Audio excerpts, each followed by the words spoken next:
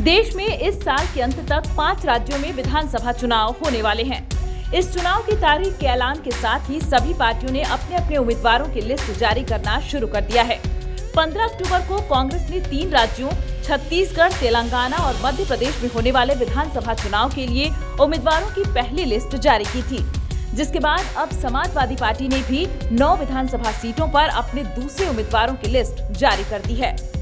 ऐसी उम्मीद की जा रही थी कि प्रदेश में कांग्रेस सपा के साथ गठबंधन कर सकती है, लेकिन मध्य प्रदेश में दोनों पार्टियों के बीच गठबंधन की उम्मीदें कांग्रेस की लिस्ट आते ही खत्म हो गई। दरअसल कांग्रेस ने अपनी पहली लिस्ट में उन 7 सीटों में से 4 पर उम्मीदवारों की घोषणा कर दी, जहां अखिलेश यादव के नेतृत्व वाली पार्टी पहले ही लिस्ट में उम्मीदवारों की घोषणा कर चुकी है। सपा ने फिर 9 और उम्मीदवारों के नाम का ऐलान कर दिया है। अब दोनों पार्टियों की लिस्ट देखकर तो साफ है कि आम चुनाव के लिए बन रहे 28 विपक्षी दलों के गठबंधन इंडिया के 2 महत्वपूर्ण घटक कांग्रेस और सपा फिलहाल एमपी के विधानसभा चुनाव में आमने सामने आ गए हैं। कांग्रेस और समाजवादी पार्टी ने जिन 4 विधानसभा सीटों पर उम्मीदवारों के नाम का ऐलान किया है, वे सीट हैं चितरंगी, मेहगांव, भांडेर और राजनगर। पिछले विधानसभा चुनाव की बात करें तो कांग्रेस को इन 4 सीटों में से सिर्फ चितरंगी में हार का सामना करना पड़ा था। चितरंगी को छोड़कर अन्य तीनों सीटों पर कांग्रेस को ही जीत मिली थी।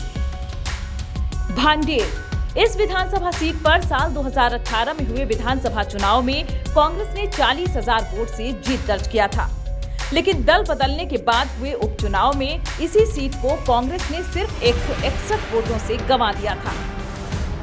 राजनगर, इस सीट पर पिछले विधानसभा चुनाव में कांग्रेस लगातार तीसरी बार जीतने में कामयाब हुई थी।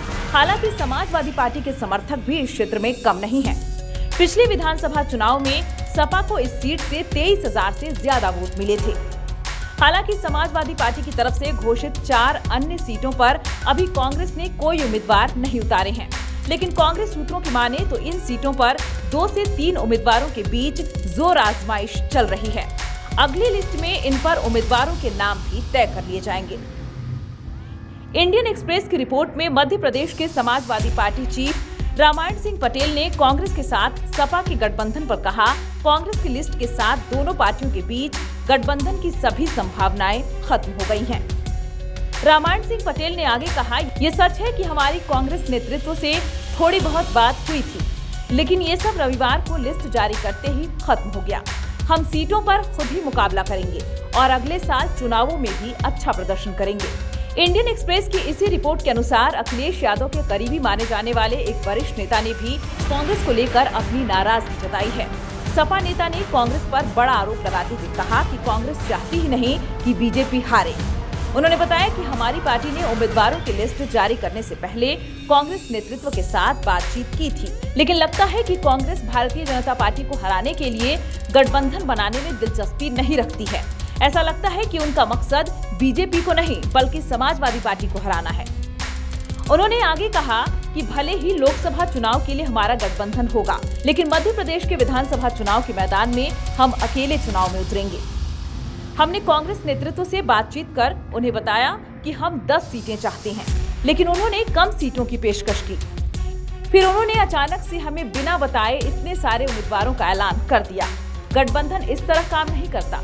वरिष्ठ पत्रकार उत्कर्ष सिन्हा ने एक निजी टीवी चैनल से बात करते हुए कहा कि अखिलेश यादव हमेशा ही बड़ा दिल दिखाने की बात करते रहे हैं, लेकिन साथ ही साथ वह दबाव बनाने की राजनीति भी बड़ी अच्छी तरह से करते हैं। उनका हाल ही में दिया हुआ एक बयान देखें तो पाएंगे कि अखिलेश ने कहा था कि उत्तर प्रदेश में वह सीटें बांटेंगे, मांगेंगे नहीं। तो वह यहाँ अपना अपर हैंड पहले से ही रख रहे हैं। इसलिए जब जब विपक्ष की तरफ से कांग्रेस और आरएलडी अपनी मांग रखती है, जैसे आरएलडी ने 15 सीटें मांगी और कांग्रेस ने 30 सीटें मांगी। अभी कल इस बात की चर्चा थी तो समाजवादी पार्टी के लोगों ने कहा कि 30 सीटों पर लड़ने वाले लोगों के नाम दे दें। अखिलेश कह रहे हैं कि गठबंधन की लड़ाई है, वह बड़ा दिल दिखाएंगे और बाकी सब कुछ, लेकिन वह अपने लीडरशिप और अपने प्रभाव से समझौता करने के मूड में नहीं है। इसलिए उन्होंने मध्य प्रदेश में अपने 9 प्रत्याशी लड़ाने की बात कही थी और उनके नाम भी घोषित कर दिए थे। सपा ने लिस्ट जारी करते हुए एक अकाउंट पर लिखा कि अखिलेश यादव की अनुमति से मध्य प्रदेश में होने वाले सामान्य निर्वाचन 2023 के लिए इन प्रत्याशियों की सूची घोषित की जाती है। चितरंगी से श्रवण कुमार सिंह गोंड, सिरमौर से लक्ष्मण तिवारी, निवाड़ी विधानसभा से मीरा दीपक यादव, राजनगर से ब्रिज गोपाल पटेल उर्फ बबलू पटेल, भांडेर से DR राहुल, धौहानी से विश्वनाथ सिंह मरकाम, बिजवार से डॉक्टर मनोज यादव, कटंगी से महेश सहारे, सीधी से रामप्रताप सिंह यादव। सपा ने निवाड़ी के अलावा राजनगर, भांडेर, धौहनी, चितरंगी, सिरमौर, बिजावर, कटंगी और सीधी विधानसभा सीटों के लिए उम्मीदवारों की घोषणा की है। साल 2018 के मध्य प्रदेश विधानसभा चुनाव के परिणाम पर नजर डालें तो यहां सपा ने केवल एक सीट छतरपुर जिले के बिजावर पर जीत दर्ज किया था। इस चुनाव में समाजवादी पार्टी को केवल 6.26% वोट मिली थी।